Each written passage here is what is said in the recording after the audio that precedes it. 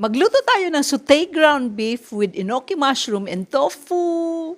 Sa isang mainit na oil, lutuin natin ang 150 grams na ground beef. Tira ko po yan kahapon sa burger steak. Hayaan natin ng mga ilang seconds para magkaroon ng char or slightly burn kasi flavor po yun. Malaki po ang naibibigay na flavor sa dish. Pag nag-brown na, ilagay na ang garlic and onion. I-cook natin until fragrant. Tapos, isiso natin ang ground black pepper and salt according to your taste. Add na rin natin ang tomatoes. Lutuin natin until soften. Lagyan ng konting patis. Then, ilagay na natin ang enoki mushroom. Pinutol ko po siya ng mga 1 inch ang haba.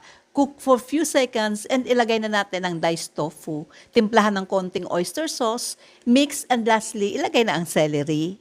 Lutuin ng few seconds and okay na yan. You can now enjoy this simple and amazing recipe. O tapos na, kainan na. Tara!